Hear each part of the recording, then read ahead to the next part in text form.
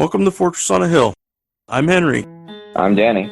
I'm Kagan. We're three leftist veterans that aim to expose the reality of the U.S. military's multiple wars abroad and to illuminate the damage military service does to Americans. American presidents throughout U.S. history have used American military and diplomatic power to force regime change of democratically elected governments around the world.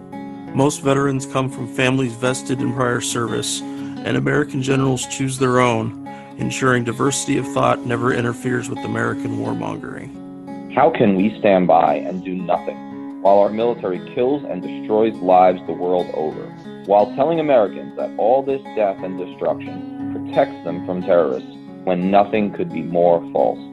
Fortress on a Hill aims to change that. Hey, Danny. Sorry, it's been a hectic Monday. Oh, no worries. There's your doppelganger. Is that Christopher? That's me. Yes, yeah, that's him. Yeah. And what does he do? Just like spies on us and then reports to the media. Actually, no, just kidding.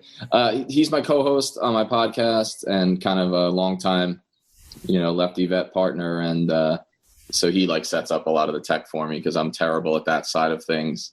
Not that that's all he does. Is he ex-military? Yes. What? Henry, you can go ahead and maybe just. I was an Army MP for 6 years. Oh. Yeah. I did two tours in Iraq.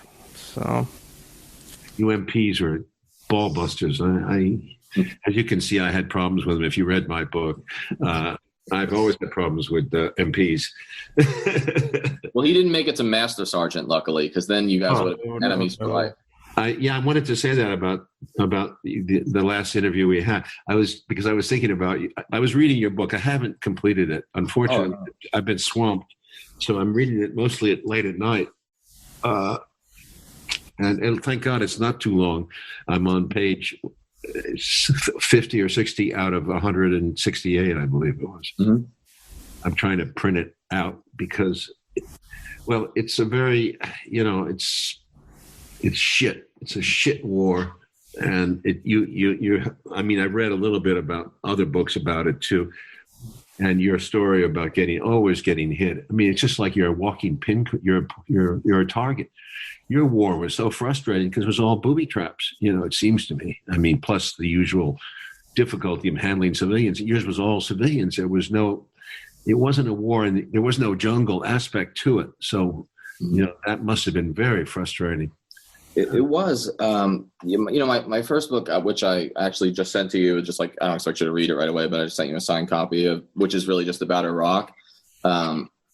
It's interesting because Iraq and Afghanistan were such different experiences for me because Iraq was like completely the way you're describing for the most part. I mean, there were some gunfights and snipers, but it was booby traps and you never saw the enemy, even more so than your explanation of like the big January 1st battle. I mean, you never saw the enemy and it was awful. But then in Afghanistan, suddenly it was like a real war.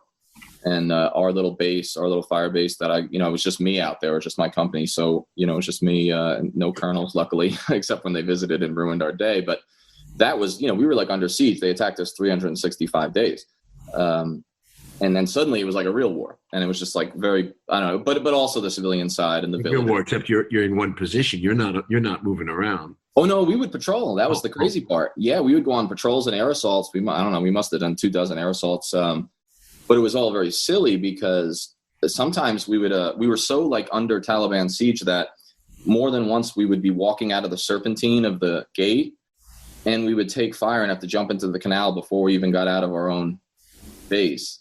And I would try to explain to my squadron commander, I would say, sir, this is ridiculous. Like, you're mandating that we patrol X number of times a day, but unless I, drop munitions all over the place, which I did anyway, I can't even get out the gate. So what's the point? And he was like, well, look, my boss says we have to do it. So that's it. That's a good reason.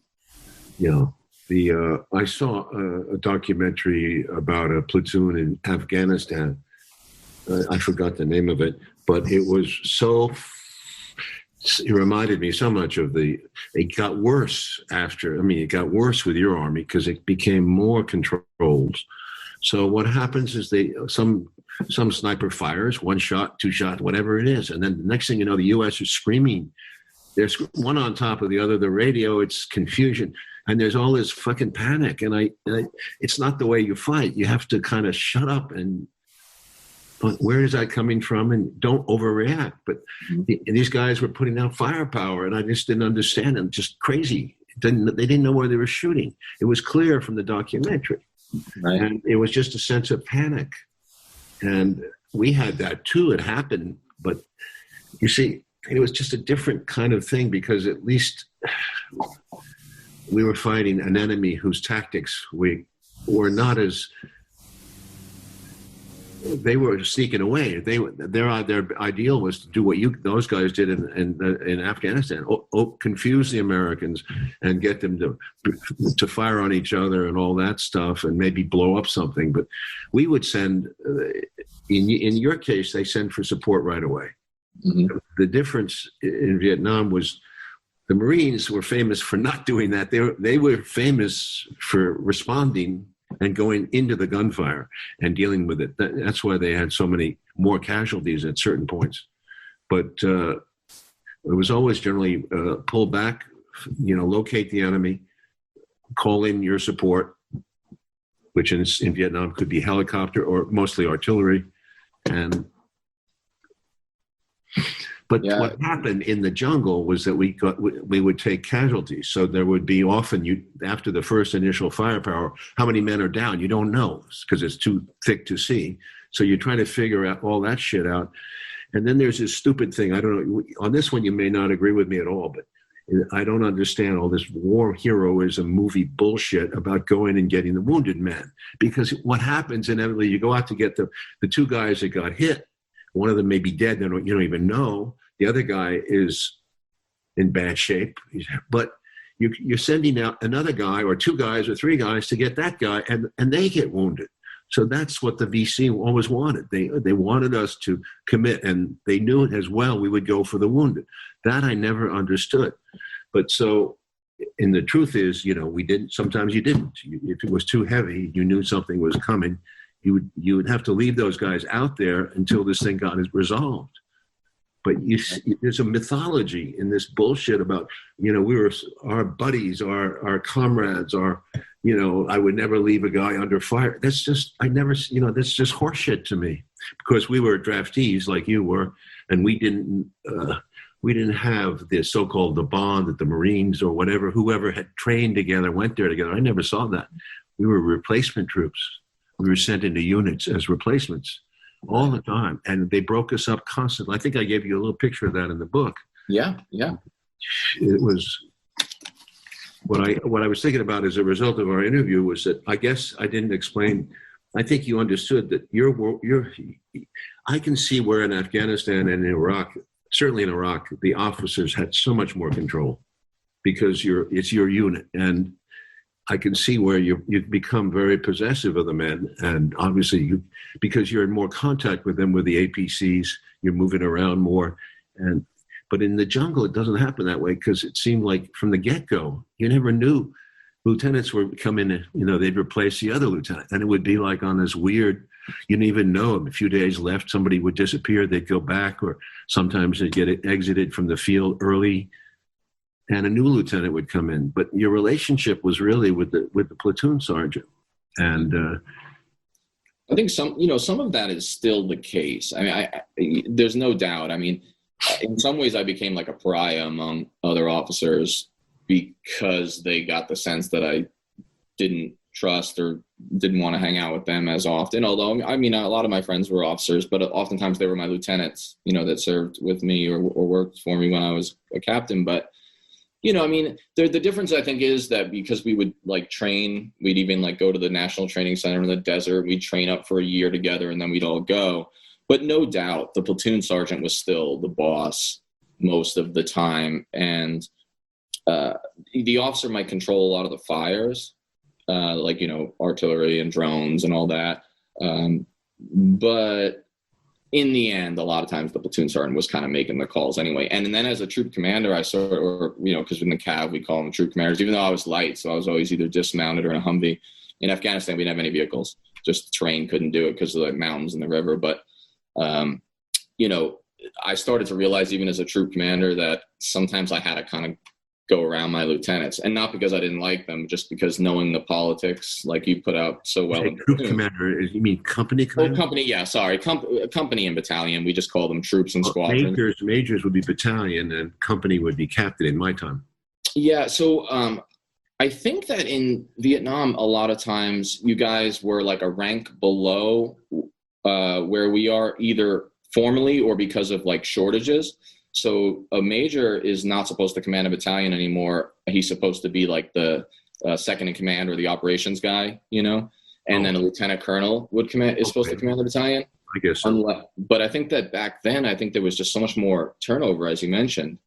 But yeah, the platoon sergeants were still very powerful. And, you know, it was very interesting at West Point because a lot of the case studies that they used to like teach us leadership, you know, we take leadership class, which is like a farce. I mean, the whole idea of teaching leadership, I don't even get me started on that. It's a mandatory class, two semesters, but a lot of the case studies they would use would be right out of Vietnam. And it would be all about how do you get the platoon sergeant to trust you when you're only 22, and they give you all these tips. And I just always thought it was a lot of bullshit, you know, like that you have to feel it out on the ground, and it's either going to work or it's not. And it's as much built on trust and charisma as anything out of a book, right? Yeah. Did you, are we recording this? I hope so. Yes. So this is part of our continuing interview, I guess. Yes. I'm always, you know, prepared with a million things, but I'm up for whatever you are. Well, I haven't finished your book, so I can't give you the benefit of a full set of questions, you know, but if I do, I'll think of it, you know. Sure. I'll come next week or whatever when I finish. Well, we're seeing a Thursday session. Thursday, that's right. I'm going to concentrate on the book as much as I can. I have so much to do because I have this book coming out. They have quite a bit of publicity campaign. I just want to go back to your friend here, Hennessy? Henry, yeah. Henry. Going back to the MP, I just want to hit that note because there was a lot of Article 15 shit in Vietnam. I don't know if you know what that is or it continues. I'm sure. Maybe. Sure. Oh, yes. And was it used extensively? In my battalion, on the back of the like monthly newsletter would be all the Article 15s. And so anything that anybody did wrong, from a small amount of fraternization to maybe a DUI to, but even smaller things. And when it went to combat, it became even more amplified. Here, hold on one second. Well, you say fraternization. What was wrong with that? I wouldn't call it as specifically as a bad thing. Sorry, I had my phone set up so I could hear you guys downstairs. But everything became a problem. Everything in the rear, usually when you're in combat, things become less important that are important in the rear. Haircuts, making somebody is properly shaved. But it seems that because of, you guys were just discussing it about that, you see all of your soldiers all the time, you know, senior NCOs and officers. Maybe you live on the same camp as them. So if you come back in from a 24-hour op somewhere, you're exhausted, you haven't eaten whatever, someone's going to find you and tell you that you need to shave before you go and have a hot meal or take a shower, all that kind. And that kind of stuff becomes amplified over time to other areas. You know, this thing wasn't properly secured in your Humvee in the way that the rest of the battalion did theirs. It was secured, but it wasn't the battalion SOP, so you're in trouble for that. But what was have stayed the same? They just it's this. What was and how was it dealt with? I mean, they Article 15 you, and do you get a hearing? I don't know how it works in this new army. It depends on how high it goes. Usually, you get a hearing that's usually your commanding officer and you, or an investigating officer maybe. But it really depends on what higher up has decided and what I guess the minimums for punishment are. Did they add time to your? I mean, I believe in Vietnam they added the time. Like time on your deployment? Well, I know that if you went to LBJ, that's what we called it. Right. Long been, yeah. That was, okay. that was time. Any time you did there, that was more serious. You would add to your time there when you got out. So a lot of people had been there for like sometimes had to stay for a year and a half or something like that. Wow. It was awful. Yeah, some of that changed because the units rotate in and out. So it's not that like the countdown is a unit wide countdown rather than like the individual replacement. Yeah. Which changed some of it. You know, Oliver, one of the things that struck me on this kind of Master Sergeant MP topic and the focus on the mundane cosmetic, when I was reading about when Westmoreland came to visit the battle site, and apparently you had heard he was, more worried about haircuts than the, coming Tet offensive. It struck me how that has somehow not really changed. and it just like, I don't think I told you last time, just one maybe interesting vignette. When I was out in Afghanistan, I was on my own little troop fire base. It was like a sandbag Alamo. And like I said, we really were fighting every day, like direct fire. And so the sergeant major of the entire war, the ISAF command, the NATO command, he's an American, John Troxel, real douchebag. But he was like a big hero of like Iraq, supposedly. He was this badass sergeant major. So he flew in because he wanted to give the BSMVs, the Bronze Stars of Valor, like you have two of, I believe, to some of my soldiers. And of course they didn't want that. They just wanted like me to do it and like their platoon sergeant or whatever, and small thing, but he's coming, he's going to do it. So he came down and my guys were in formation. The guys that are going to get their award, there was a number of them. It's like maybe 5 or 6. And one of them, this guy, PFC Duke, skinny kid from Texas, he had gotten, the Bronze Star of Valor for like dragging a wounded guy out who was his friend and ended up dying. In the process, he got shot through his boot heel. And there was like a through and through hole in his boot. And so after that, he called them his lucky boots, that if he was wearing his lucky boots, he couldn't be killed. And so, even as like a officer, like, I'm not going to mess with that. I mean, whatever makes him happy, I trust. So then when the sergeant major of the entire war was giving him his medal, he ripped Duke's ass, like just tore him up, and then turned to me and my first sergeant and screamed at us in front of our soldiers about our lack of standards. And it was just a striking moment where you say, like, we're losing the war and this is your concern. Yeah. But the reason they went out to the field in Vietnam was to get the time.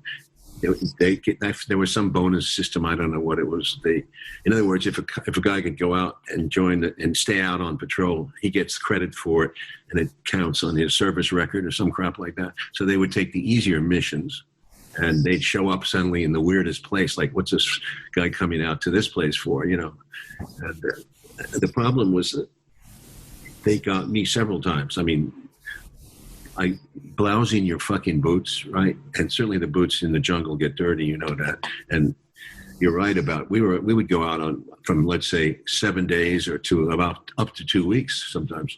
And you're not in the frame of mind to clean up the way they want you to clean up. I hated them so much. I hated MPs. And I happened to have been assigned after the second wound to be an auxiliary MP battalion. Now I mentioned in the book, but I didn't tell you some of our duties. Among them, it's a hard duty to be a night sentry, whatever they call it, the guard the billets, because it's fucking dangerous.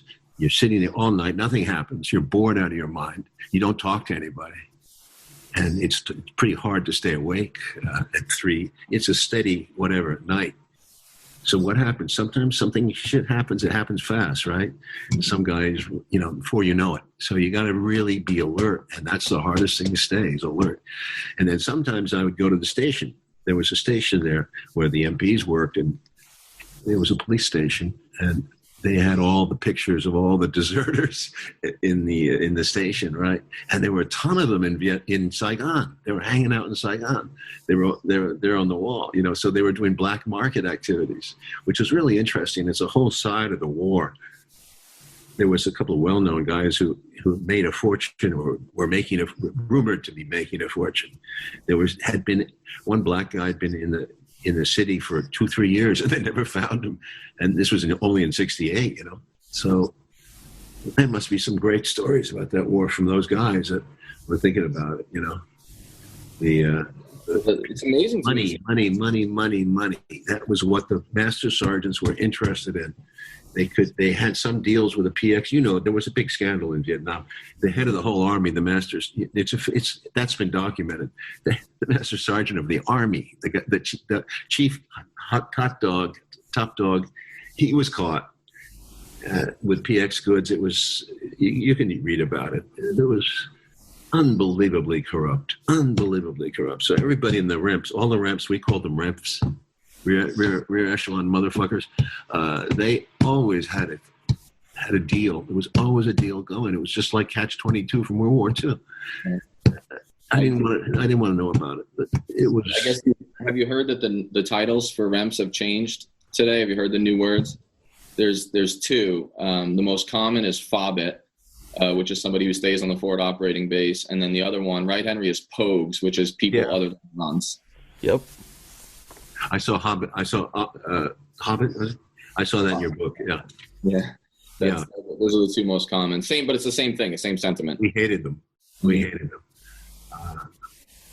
And some of them would, because some of them would really scream at you and bust your balls because that's what they like to do. Yeah. And some of the characters, and the guy that played the cowardly sergeant was based on a guy who was famous for that. He was always a big shot back in the base, but hated to go to the field. Is that O'Neill, Red? Yeah. Oh, right. He was based on a guy who was actually called Red. That was one of the things that really interested me in Chasing the Light was, I had always known, that you had served, and I had known that you had volunteered. And so as I watched Platoon growing up, like that always struck me was, so really none of the other directors that I could think of or screenwriters were veterans of this war, and yet they're making these patriotic yarns because, the Rambos and the missing in actions of the world and all this. So I always knew there was some truth in the story, but reading about these characters and where they came from, like the two things that struck me were A, how much of it is really based on real folks, and then how much of it came from your parents and literature and Greek mythology. Yeah. Well, because as you know, it's all strung out over, I was in 4 different units. So, it's just kind of, it's incident after incident. You can't make a movie that way. You have to have a theme. And I had to, as I described it in the book, the way I came about the theme, which was to find out really what that war's meaning was. And I had to think it through for myself because it was certainly confusing at the time. And now we know more about it. We can say somewhat with confidence, what a waste of fucking national energy. But my God, if you were in the middle of it, there was a lot of, you couldn't say, we never talked politics. I never even heard a word of it. I never heard even protest. That wasn't even possible. You just you did your thing. It was like the black guys did their thing. They were just used to it. It was just bullshit, man. They had no respect for the war, but they served their time. And some were badasses too. My first squad sergeant, there were squad sergeants in some of those units. Those are the very small units, but squad sergeants, like 5 guys, I guess. Yeah, we still have them. Yeah. And, 3 stripers. They were. Some of them were mean motherfuckers. I don't know why, but there was one black. My first day they put me on point. Can you believe it? First day in the field. And I almost died of heat exhaustion in the jungle cutting with a machete. My hands were started to, what. He didn't like white men. I can tell you that. He just didn't like me. But there was all kinds of guys, I think I was wounded badly. I think I could have been killed by this one. You'd love this story it's 30 years after the war, I go on a fucking show. Mike Medved was his name. He was a big critic back in the 90s. He was a real conservative guy in Seattle somewhere. He was a movie critic, and I did his show. And out of the blue, he brings on a guest, radio by voice only. It's that fucking sergeant, that scumbag who almost killed me in the field, who threw the grenade. But he just threw a grenade, I believe. I never proved it, and I can't say for sure. But he was a cowardly motherfucker, fat guy too, and he threw the grenade, And he got on the air and he was like tearing me down as being a bad soldier. Right. It's very funny to have to face that 30 years after the war. Right. And I bet you still felt, even as like a confident, successful guy, I'm sure you probably still reverted sort of to like feeling defensive about it, I imagine. Well, I'd been through a lot of criticism at that point. Actually, I didn't really know it was him until I thought about it after the show. And I said, oh my God, he was the guy. Right. It's interesting when a veteran speaks out against the war, I've found, even still today, one of the first things that happens is like a character assassination that goes back to their record. That's, you know, and in other words, the idea being that if we can somehow, we're not going to engage with his rational arguments about this. I'm sorry. Okay. Yeah. So rather than engage with his, like, you know, actual substantial critique of the war, what we'll do is we'll go back and we'll try to like find it. We'll try to scare up some soldiers that will say he wasn't any good or these little things. And it tends to be, you know, it's only happened to me a little. And luckily I've always had more guys who I worked with or for me who have been positive, luckily, but that there is that attempt to, if we could destroy the level of soldier you were, then your arguments will fall apart. And of course, this is a terrible, irrational fallacy, but I was lucky too, in the sense that because when I got the publicity, I brought a few of the guys from different units to New York, and they filmed them. So everyone knew who I was, and they kind of, I had a different name back then. I was William, but it was a good reunion. So, and then a lot of those guys popped up. So I might have known about 10 to 12 guys from the war, and there was a book written, and one of the guys really, I think, exaggerated my role in saving his ass during a firefight. Did you get?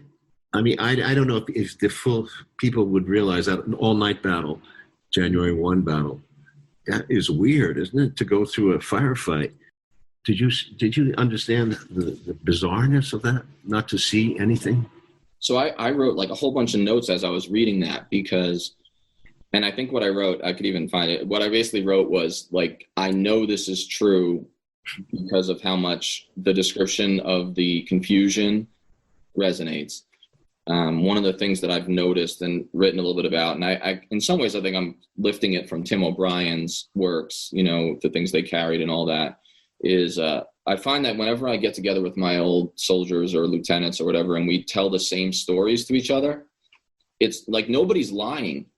But everybody saw, like, even if we were right next to each other, a different angle or remembers it a different way. And then you start to wonder, one of the things that struck me in your description was you almost start to wonder what really happened, or did it really happen? And what of it did you dream up? And that was always something I was surprised by repeatedly, even after I knew it was true, because like so many of the war movies of really all the generations, they kind of take that part out and it's all very clear what happens, and there's heroes and there's cowards, and there's very little of that confusion. But of course, I thought Platoon, especially in the first half, makes it very clear that seeing the enemy is rare. Casualties are often from booby traps. You don't necessarily know what the hell is going on, and you can't see more than a foot in front of you.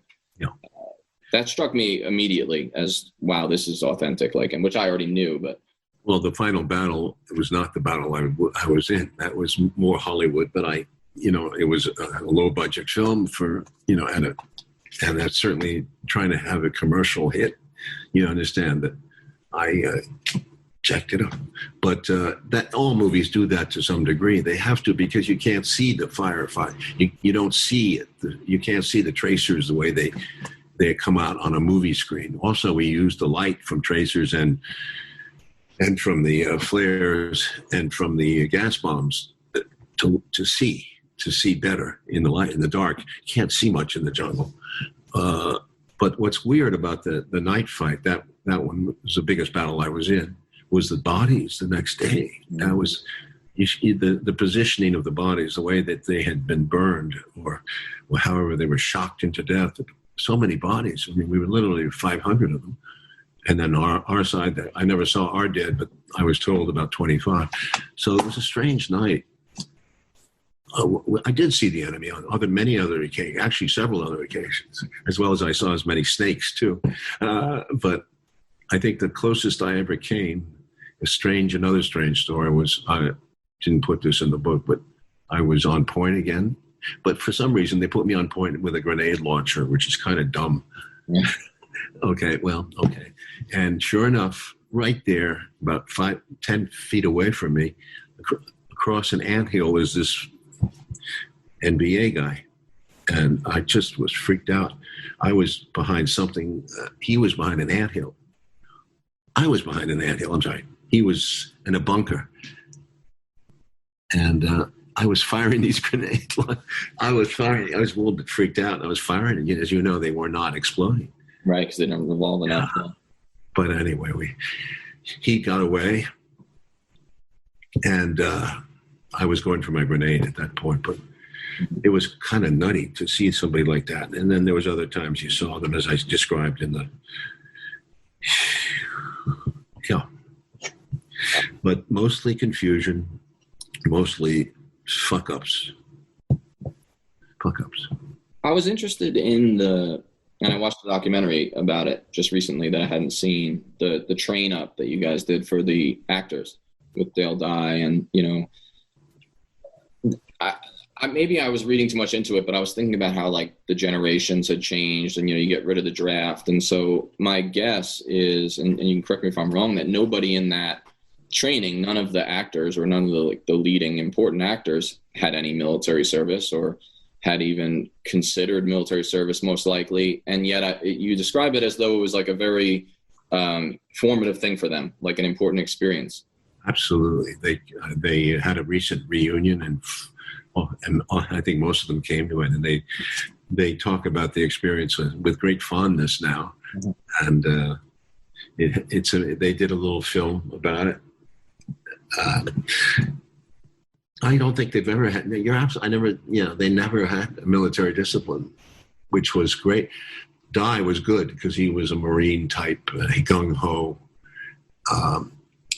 and he was tough, but in a fatherly way. So he was a great trainer. My what I wanted from him was to control this unit, but also to really get them to this place where he knew the look I wanted, which was, you don't sleep in Vietnam. You really don't sleep. So you're always in a bad mood, and you're always you're generally irritated. It was a hard tour. So if you don't get enough sleep, and you're always on the edge of your nerves, kind of thing.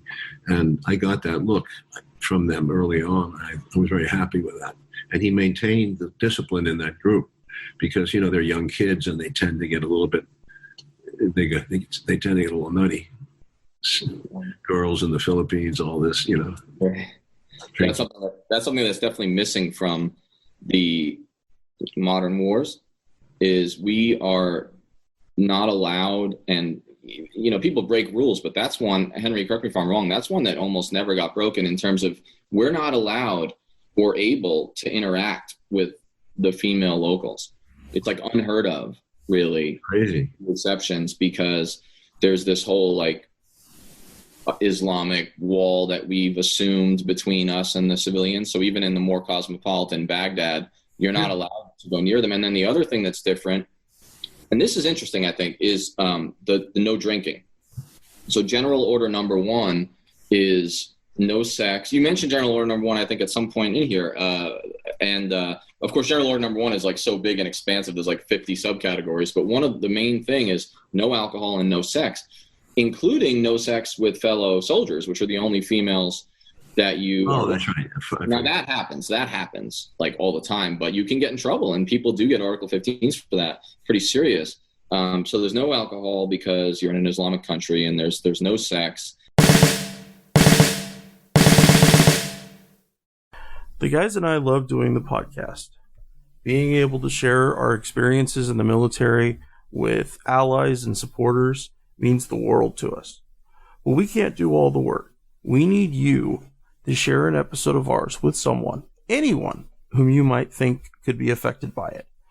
A young person looking to join the military, or possibly parents advocating for a kid joining the military, conscientious citizens who care about the violence the U.S. wages in their name, advocates for women and people of color who understand the harsh environment the military creates for minorities and inflicts on those same minorities across the globe, and anyone else you think might be affected by it. Please take a moment, share this with them. Now, our podcast is supported in a few different ways. First, there's Patreon, where we're blessed to have an array of wonderful supporters helping the guys and I pay for some of the podcast's expenses. Those who contribute $10 a month or more will be mentioned right here as an honorary producer of the podcast, helping keep you, our listeners, stocked with new episodes. But you don't have to contribute $10 a month to help us. For as little as $1 a month, you can help keep us going, paying for hosting and storage fees, transcribing old and new episodes, promoting and expanding the podcast, and more I'm sure I can't think of at the moment.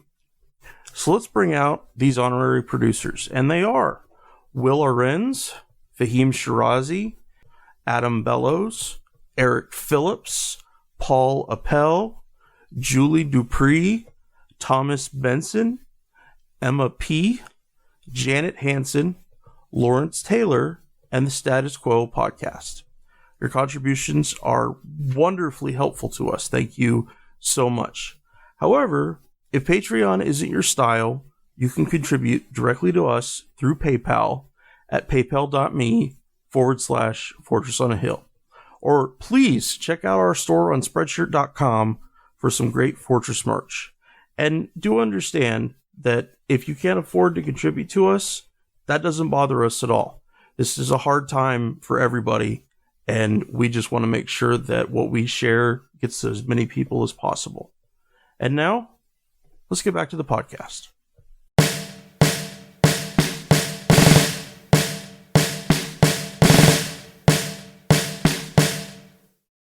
And some of it is based on that whole idea of how we're supposed to treat Islam as like a monolith, but also something that happened after Vietnam. And I imagine you may know something about this, but there's been some interesting scholarship on it. The military was really the volunteer military was taken over by evangelical Christians at the highest levels of command. And really? So, yes, and it's a real thing. And so those scandals you read about occasionally, like the Air Force Academy, that's just the surface. Deep down, this like cultural conservatism became common. So even before these wars, things like drinking and sex had become like criminalized and put under the rug. They didn't go away because human beings are going to be human beings. And when soldiers are off in town, they do their thing. You're talking about the 60s? No, after. So really it was it really kind of coincided with the Reagan Revolution. And on the 80s you're talking about? Yeah, late 70s, early 80s. After the draft had been known. You're talking about the volunteer army. I misunderstood. Yeah. So after Vietnam, in the decades after Vietnam, this evangelical infusion came in, and it's very serious. I mean, some general officers have been mildly rebuked because they never get in too much trouble for even doing videos for like evangelical political Christian groups while in uniform. When I taught at West Point, the superintendent, who had been the commander of the 25th Infantry Division in Afghanistan, he became the superintendent at West Point, which is a pretty big deal, 3 stars. But the word was he didn't get a 4th star, and he didn't get another tactical command because he had done that. He had made this video when he was like a 1-star, full uniform, talking about the rapture for a Christian organization. Yeah. Did you ever run across a character named Koster, Koster? I do not. Commandant of West Point in the 70s?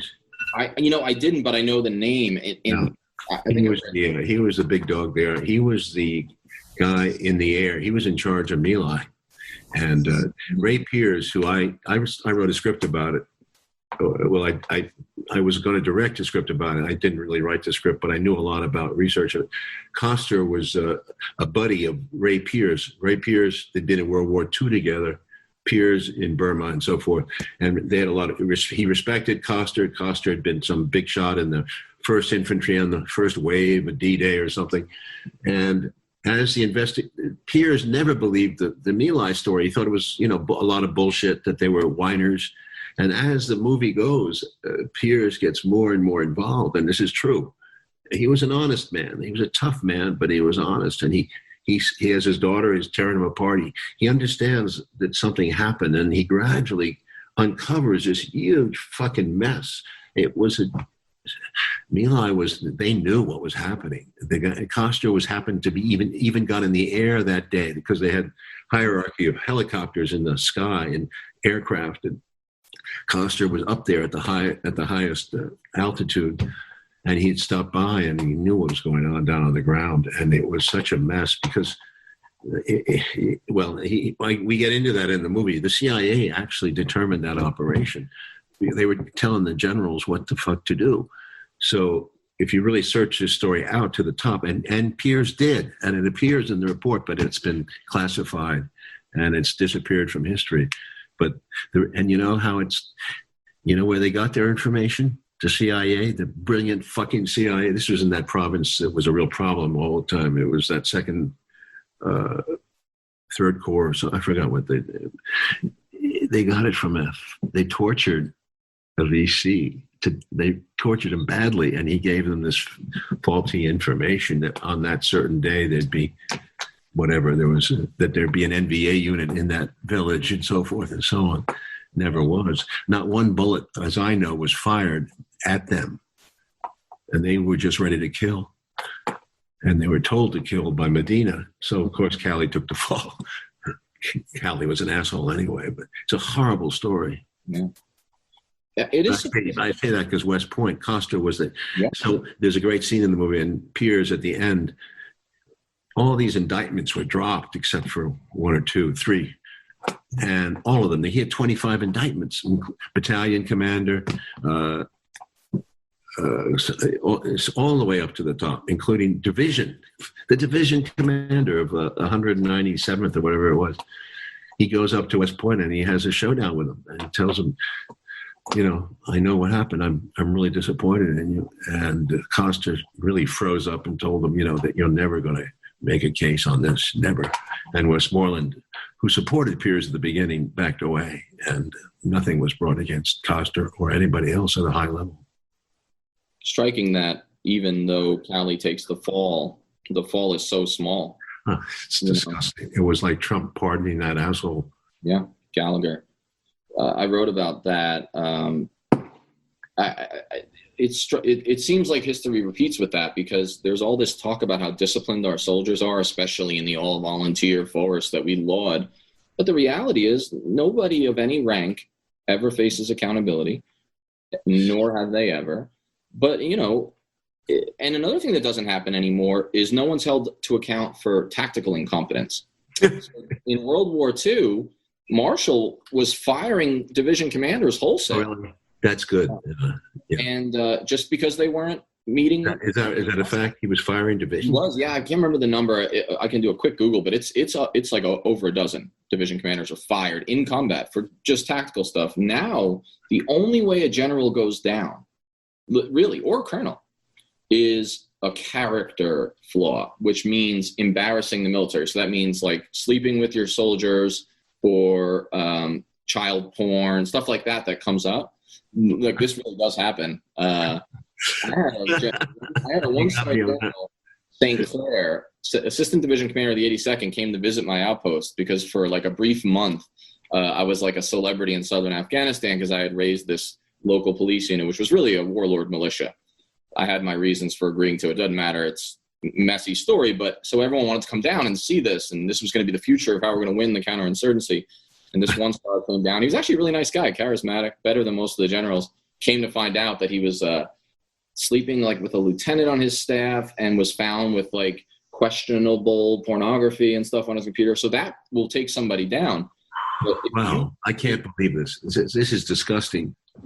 Yeah, this is the problem, and the whole accountability thing is down the tubes. I mean, there's none for the Iraq mess or the Afghanistan mess, or for that matter, Schwarzkopf with the first Iraq mess. It's such an ugly situation. But this is true, I think, in government. Nobody took the fault for those neoconservatives are still working, and they're still influential. And it's really sick because it got into the media. It's a bug. It's a virus that we can't get rid of. Many of you guys have written about it, how disgusting it is, especially senior officers like you, people who saw it with their own eyes. They can't believe that these generals but I think it has to do with the modern era. This is America now, where we have so much corruption has risen to the top on every corporation practically, that you're surrounded by protectors, insulation. You don't get upstairs unless you make a lot of networking, and then the networking protects you, I suppose, when you get there. Oh, it's such a tough business. That's why, we're lone wolves. We work alone. We don't have networking. We don't depend on. Thank God. One of the things that was striking to me, so I was criticizing, say, like Rachel Maddow for rehabilitating all these, neocons who had committed war crimes in Central America, and then were involved in the Iraq War, and they all end up on her show and other polite liberals. But I was telling a story. I said, well, that doesn't really surprise me because, like you said, in America today, the lack of accountability at the top is such that I had a 2-star division commander visit me in southern Afghanistan. And when I told him that one of my biggest problems was that our Afghan partnered army, supposedly the ones that are going to win this war, that they're the main thing, when I explained, well, they don't speak the same language, and they're mostly Tajiks and Uzbeks from the north, and they don't even understand Pashto down here. The general in charge of the entire regional command south, the Pashtun area, was surprised. He didn't know this. He said, wait, what'd you say? And I explained it again, and he goes, you could tell he didn't know. And I thought to myself, ignorance and incompetence is not a limit. That's not what's going to get you fired. In fact, because these guys are company men, you know what I mean? Like, that's what they are. They're bureaucrats and they're company men. So tactical incompetence and grit, that's not really valued anymore. She's back at it, Maddow. She's hysterical about the Russian bounty system in Afghanistan, that the Russians are giving money to the Afghanis to kill American troops. That is the biggest pile of bullshit, it sounds like to me. That's my column tomorrow. I'll shoot it to you. You probably know more about it, but the fact is that the Taliban are beating us with that. They don't need no fucking Russians. But she's so nuts and she's hysterical. It's depressing that she has any influence at all. She should be thrown off the air. She's like a McCarthy figure. When did the liberals become these so-called McCarthy guys? Well, the reflexive anti-Trumpism seems to be such, and I hate Trump, but it's like the minute Trump got elected, just anecdotally, I always got a lot of hate mail, like sometimes, and I'm sure you get more than me, but like sometimes up to and including death threats. And it was always from the right until Trump was elected. Always from the right. It was always like the hyper-patriotic conservatives. And then the minute Trump got elected, something changed. I questioned Russiagate. I questioned the reasoning for impeachment. And a couple of times I said, listen, if he did what he said, I would agree with him on a couple of things. And then suddenly overnight, all the hate mail was from the mainstream left. And it was very, I thought it was instructive, actually. Certainly is a shocking change in our environment. There is no good guys. It's just, we got to make it on our own. We got to survive. There are people who are intelligent who think for themselves, but it's a strange time we're in. And we're all nervous. We're all walking on eggshells in the sense that you open your mouth, you say the wrong thing, and next thing you know, you're canceled. Right. So I wanted to ask you about that, if you don't mind. Without playing fanboy, one of the things that strikes me about your career, especially in documentaries, right, is that particularly since Salvador, you've met Castro, you've met Chavez going around Latin America, you've done the work on Ukraine and Putin. I've watched all of it long before I knew I was ever going to get to talk to you. And I always thought, well, in the end, maybe it takes a while, despite the critique that obviously gets sent your way. It seems that for the most part, you end up sort of vindicated factually, although that might not necessarily play out in the media and no one's going to apologize. But and yet you keep coming back to it and not really running from it. was Salvador kind of a start point for you on that, or was that in you beforehand, like that willingness to engage with the? No, it's like I said in the book, it was a development process that occurred over that period of time. Certainly, Jane Fonda was, for me, a courageous idol, a courageous, heroic person. You know, the fact that she did that, and Hollywood tends to go in that direction. And I always, I just grew. I mean, you had to see me back in the 60s to understand that I was pretty straight. And I think by the time I went back to Central America with Boyle on that crazy trip I talk about, Right. It was clear to me, especially in Honduras. I mean, Boyle knew a lot more, and he was telling me stories about what they were doing in Costa Rica, what they were doing in Salvador, all the lying that was going on, the TDY shit. The military was pulling the wool over the eyes of the Congress people and sending extra troops down and all that stuff in Salvador. And the big moment when Reagan helped the Duarte government at the Battle of Santa Ana is a big moment, actually, a turning point. And the rebels were really kicking ass, and the U.S. gave a lot of equipment to Salvadorans who misused it. You know about the killings and the massacres that were done with these death squads, but the military death squads I'm talking about now. Oh, yeah. Like in Colombia. It's the same thing in Colombia. If you ever want to talk to anybody about that situation, Dan Kovalik is a guy to talk to. He's from Pittsburgh, and he's a good man. And then when I went to Honduras, it was evident in the street. I mean, you felt it. I described these GIs walking around, looking for waiting to go. So I think some of them were National Guard at that point, but you could feel the creep. The creep was definitely going to Nicaragua was the next goal. There would have been in Vietnam. It would have been in Vietnam. And the only thing that prevented it was fortuitously was that bust on Hassanfus, the flight that went down, because we broke every law on Nicaragua, mined the harbor, killed the Contras, killed horribly. It was just tortured. They were the worst, and the worst. I mean, so when that happened, the shift in the air, I just tried to mention it in the book. It was so palpable that it happened in October, I believe. And then we kind of found out, but we never really found out. Bob Perry went there, that Reagan was selling arms to Iran and pocketing the money and sending it down to the Contras, man.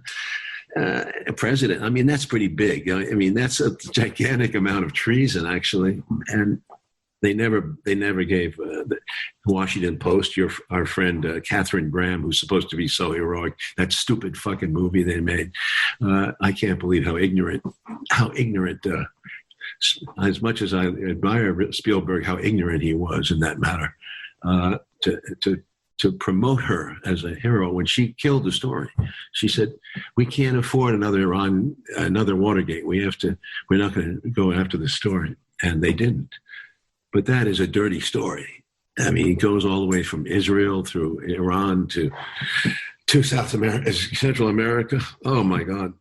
And it's as blatant as you go. It's as blatant as Nixon. They're starting to now admit that Nixon tried to make a deal with the South Vietnamese not to negotiate with Lyndon Johnson and that holds water. I mean, and Bob was onto that, Bob Perry. So, but these two scandals are huge in American history, and then they make a big deal out of a fucking phone call to the Ukraine. And that's a dirty story. By the way, Ukraine, I happen to know a little bit about because my producer brought me into that shit. It's still a misunderstanding, and it's never been corrected in this country. You always hear the Russian invasion of Ukraine. Now you hear Russian invasion of Ukraine. It's really been distortion all the way, and that's what's scary about this world that I came into. We always thought Orwell was going to be in a book, but we never thought it was happening in real life. It is. Right. Sometimes you feel on a bad day like Winston Smith. You just have limited range. You have to be very careful, if they'll get you. Even me, I mean, you'd think that, they're not going to go after me because it'd be publicized, but no, I'm not so sure anymore. It does seem that as soon as you step outside the permissible boundaries, which keep narrowing, then you're a target, whether it's for character assassination or actual, criminal activity. It does seem like what polite More laws on everything.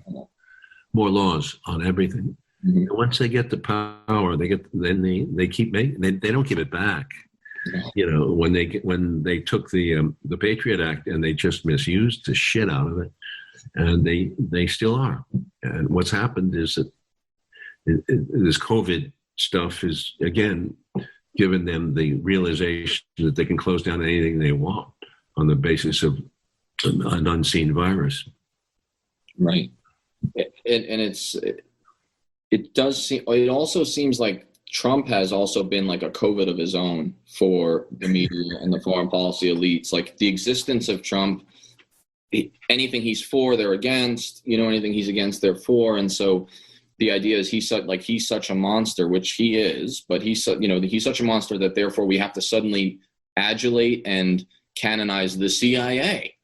Oh yeah. I mean, that's so scary because this Russia story strikes me because you mentioned Iran-Contra. Okay, so blowjobs and calls to the Ukraine, totally impeachable. Iran-Contra, no big deal, forgotten mostly, except for a new podcast. And I'm not minimizing those other things, but to me that seems like a bigger story. But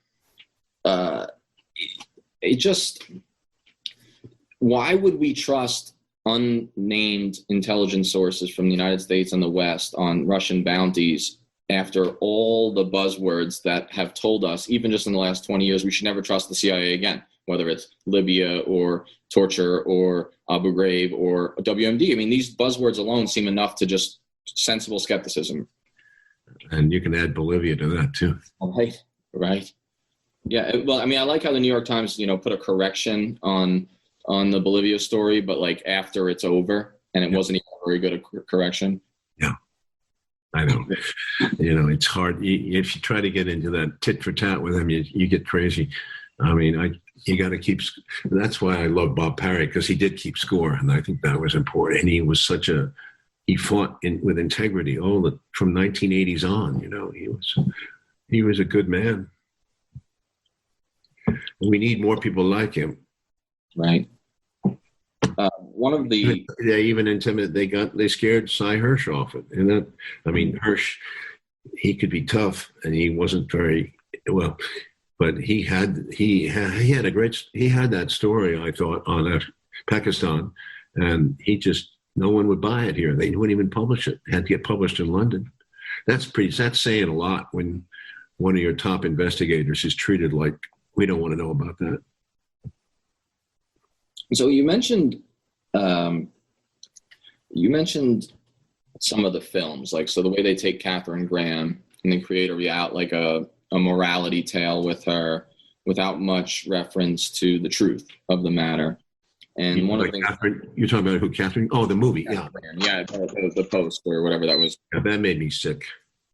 And I imagine, and I'm interested in what you think about this, and maybe you get this question a lot, but the Vietnam movies previous to Platoon, and then even after Platoon, I mean, the ones that seem to have sold the most, Platoon obviously was a mega hit, but many of the ones that were commercially successful and popular and resonant were just such farces. Missing in Action, Rambo First Blood Part 2, even like Platoon Leader or Uncommon Valor. These were, I don't think that they really did they did a disservice to us. And I guess what I'm wondering is, Platoon was your story, and it was clearly your baby for a decade before it ever got made. And of course, it went through the whole process of almost and then not being made. But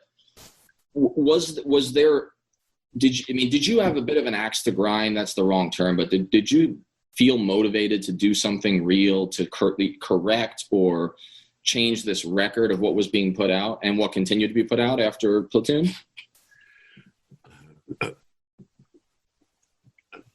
I was, if you followed the book, I was really grateful to make the movie. I was no position to grind any axe because, frankly, I had no power.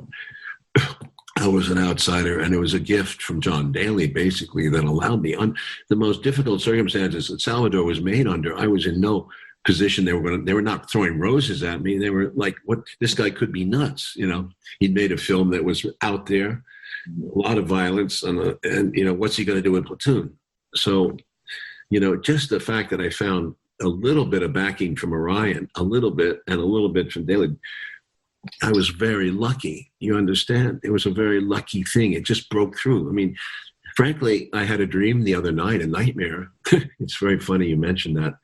I go into the Orion screening room in New York City that day in August of 1986, and I show the film, and I was literally in the back of the room again, and they were complaining about the film. They started complaining about the film as it never happened. So I could see them starting to tear the film apart, and that could have happened too, in which case things would have been changed and so forth and so on. It came out the way it was written, and that's, at least I could keep to that because I knew that was my story. But if it had not been my story, it might have been a lot more difficult. I mean, then it made it a lot easier to make Born on the 4th of July, which was also a problem, baby, because here you're dealing with Ron Kovic's anger, and there's a lot of it in that book and in the movie. And that made my way even easier to make, can you believe, Heaven and Earth for more money, because Born on the 4th had been successful like that. So in other words, I'm very, very, it was a very special thing where you have a crack of light and you go through the.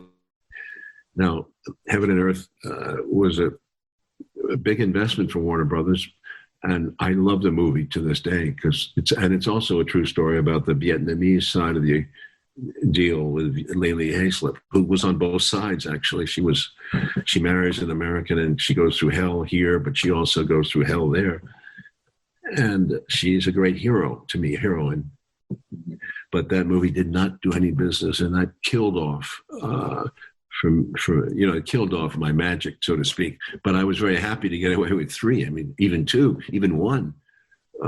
So there was no axes to grind. It was just, here's a chance, now go. Because I think you can see in the book, I didn't have power as a director. Even on Platoon, I was on a short leash with the finance company and all that, I had people up looking at everything I did, So power comes to you after Platoon. Yeah, that changes. Then I get more power. But even so, they're always kind of like knocking you down too, trying to knock you down. It doesn't change, I guess. You understand what I'm trying to say about that? 100%. Yeah, I mean, axe to grind is sort of the wrong word. I think it was apparent in the book that you just had this opportunity and were almost feeling lucky to make the movie. But also, I did say, I made another point, which I think I was so exhausted from the battles of Salvador that I kind of did Platoon by the numbers, like, okay, they're finally, okay, I don't believe this is really going to happen. It's never going to happen. Okay, I'll go over there to the Philippines. I know this is going to fall apart again. And of course, we start to fall apart again with Marcos gets kicked out of the country. It's all going to shit again. And Salvador is not going to open. I'm going to be back in the fucking unemployment line, whatever, it's over. But it's just gradually, bit by bit, no hopes. Picture's good. It's a good picture. It's a lower budget picture. It could get dumped still. It may not come out. Ryan doesn't spend any money. I mean, how do I know any of these things? Only as the months go on and I'm getting closer to that December do I realize that it's got heat. Why? Not because of the stars, not because of critics, not because of promotion money. It had heat because an audience was there to see it. Thank God. Thank God they showed up that day. Right. They would have killed it if it hadn't done any business that weekend. It was over. So, I was blessed. I was in the magic zone. Doesn't happen often in life, that. And Platoon's interesting because until I read your book, I don't think I realized how small the budget was. Because I didn't find that it watches that way. Maybe to a trained eye like yours, you probably can tell that it's like a lower budget, but I thought, it always seemed like as crisp as a big budget film. Yeah, great. Yeah, not because I think we did a good job, but it's certainly low rent, in the sense of the way it was made with the lights, the timing. We had no time to make it. I mean, for example, with the Rambo Enterprise, by the time they get to Rambo 2, they're spending a fortune, on all these special effects. They get the best of munitions, the best of everything, but they make it too big. As Apocalypse Now and Boys, Full Metal Jacket are the two good films about Vietnam, and Deer Hunter were three good films. They were good. They were good in a metaphoric way. Mm-hmm. I had no illusions that they were realistic. Nobody would even be in the same unit like those kids in Deer Hunter. I mean, that was impossible. And plus, the Vietnamese are a little bit over the top and a little bit, the guttural. That was very much Cimino. And but it's still a good movie. I mean, it's fun to watch. It's an exciting movie. Apocalypse is a big, beautiful experiment in an American adventure abroad. It's wonderfully. It's based on the John Mill. To know that he didn't give a shit about the Vietnamese. He didn't it wasn't about. It was the village. They're just villagers running through the bombs here.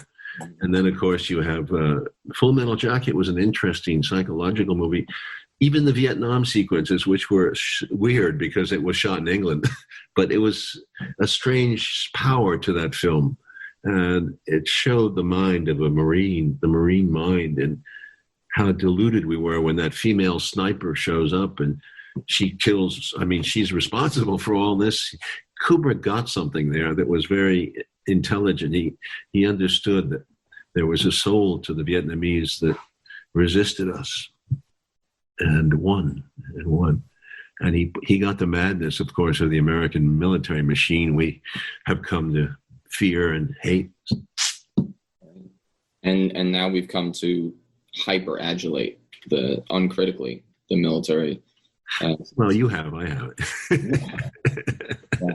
Oh, I haven't died. I mean, the royal we. It was in your book. You said, thank you for your service. You make a big deal about how sick you are of that terminology. Thank you for your service. Jesus Christ. There's something incredibly obscene to me about some of the trappings that come with. I mean, I understand that there was an overcorrection from the perceived, spitting image of the Vietnam veteran, and I'm sure some of that wasn't really that true, as you pointed out, I think. Right, yeah. And yet we took that mythology and then we said, well, now we have to overcompensate. But in the process, we got uncritical about our military, uncritical about who serves and the wars we fight. Because no one, until very recently, there's not a whole lot of critique systemically of. Listen, the guys that came home from World War II, they were ignored too. I mean, basically, they're taking jobs from the home front. When I got back, it wasn't like hatred. It was indifference. That's what shocked me. The people were running around trying to make a buck, as I was trying to say, constantly. And it was only about, selfish money and material. And as a person from another world, it felt like I'm in the wrong world, I think many veterans felt that they were out of touch with education, out of touch with what am I going to do? And a lot of them had to go back to small towns where they didn't have any opportunities. I had a good friend, he was a black man. He went back to a small town in Mississippi. He had his teeth, done in all kinds of weird braces with all kinds of Vietnamese shit on him. I don't know what it was, but I knew he'd be in trouble. And sure enough, he was in jail pretty soon. And so was another friend in Oklahoma who was up for a major sentence. I went out to the parole board out there in McAllister, I guess it was, and I got him released. I mean, I had a lot of sway at that point, and the parole board said, "Okay, Mr. Stone, so they let him out, and of course, 6 months later, he's back in." It was a tough coming home for a lot of people. And you came home as individuals rather than units. Oh yeah. No, everybody came home as individuals. I mean, I don't remember what. We all had dates. I don't know if you remember that. Oh, you don't. That's right. What Deros, DEROS. Right. Yeah. Right. Mm-hmm. I know. I know what it is. But yeah. On the helmet, they would write October, November, December, whatever. 71 days, 53 days. I was in the field for up to about 11 days or something. I was out in that fucking mission in the Ashow Valley. We got reined in pure rain. That cover shot on the book comes from that last mission. In other words, we couldn't get out of there. We had no cover either, no helicopter cover, nothing. It was a freaky 2 weeks. Right. I remember, 332 in terms of the countdown when Charlie Sheen comes back from when you come back from being wounded. He said, "How many days do you have?" 332. And he said, I can't even remember when I was 332, We count down now, but we count down as a unit. And everyone comes back together, and everything seems, well, except for the guys who die or get wounded and sent home, but everything seems better, right? And it is in some ways. There's a big ceremony. Your family's there in the gym on the base. This is the all-volunteer force. But in the end, a lot of the same alienation is there because they say, okay, you have a 72, all that same alienation of I'm home, I don't fit in society. We've turned so many of our soldiers into this like warrior class, Praetorian Guard. We even call ourselves warriors now, which is a ludicrous term. The citizen soldier is dead. The concept is gone. They even changed the name of the school for sergeants, like the silly little school that three stripers have to go to. That it used to be called the PLDC, Primary Leader Development Course. Well, about 5 or 6 years ago, they changed it to the Warrior Leader Development Course. Right, so we're all warriors now. We're all machismo professionals. I'll tell you, the Russian soldiers are a lot better. They're tough. If we go to war with them, we're going to you'll see. It's not going to be that simple. And I don't think the Venezuelans are in lockovers like we think we are. I think we always underestimate our opponents, always. The Chinese, I don't know, but I imagine they're pretty tough too. I think we're crazy. I think we're nuts, and we're like bullies. We don't know what the undersized opponent can do. They're all investing in this. You may have heard the term A2AD equipment. It stands for aerial denial anti-access, and all it means, it's just military terminology. All it means is that they are putting their money. We spend way more, but they spend smartly into these systems, mostly missiles, cruise missiles that can stop us from getting into the theater because we have to come from 10,000 miles away to fight in Latvia or the South China Sea. And serious Navy guys understand that we're going to lose or get bloodied really bad in those theaters if we fight. And I think you're correct about that. And yet we don't really think a whole lot about it, do we? Because I used to ask my students, my freshman cadets that I used to teach, I used to say, how many of you know that your country is basically by treaty contractually obligated to go to a full-throated war up to and including nuclear war for the Baltic, for Lithuania?